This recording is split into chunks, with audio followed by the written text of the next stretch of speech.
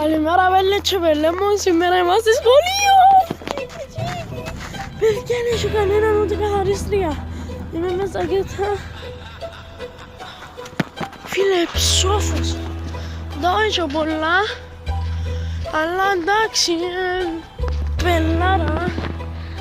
Γαμώ τα σχολεία. Εγώ καρτερώ τον Άρη να έρθει αφού έρχεται πιο νωρίς πουλούς γαμώ το σύστον του. Αλλά σήμερα έρχομαι πως καθαρίστριας εγώ, bitch. Το καταλάβεις, you bitch. Ρε πέλε μου, ούτε καθαρίστης δεν έχει. Πάντα μισώσω την κατίνα, φύγαμε.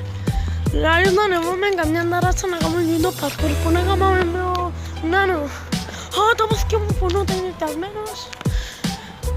Να μου πείτε σήμερα στα comments να στείλω το βίντεο μόλις σχολάσω να το βάλω στο YouTube και να προσπαθήσω να θυμηθώ τη φορά για να μην αρχίσω να το ανεβάσω και θέλω να μου πείτε στα comments πώς ήταν η μέρα σας και να περάσετε καλά στο σχολείο.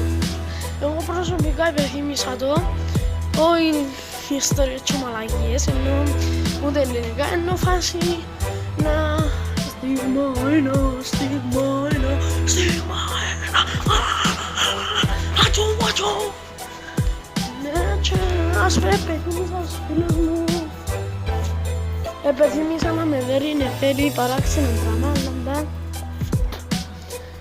επενθύμησα την Μικαέλα Χρήστου να την περιπέζουμε έτσι και να πιάνει το κλάμα. Επενθύμησα τον Πίτερ που μας κάνει στο μπάσκετ μαζί με τον Πάρη και τον Στέφανο. Επενθύμησα τον Εκτορί μου, τον Γιάννη μου. Πολλούς, τι μου φάει. Μας χάσαν το... Τους έφανε γυαλί. Στις τουαλέτες έξω. Ναι. Μόνος πάμε με λέξω πελέ μου. Εγώ τώρα πάω να ληστέψω κάποιον. Πάω να ληστέψω το γραφείο. Αλλά δεν ήθελα να πω, αν δεν σας αρέσει και έτσι να το πω στον φίλο μου. Γεια σας. Όχι Ραστιεύκο. Λαλά το για αστείο σε εκείνος που ξέρω. Βλακάρι. Ναι, για σένα, bitch. YouTube.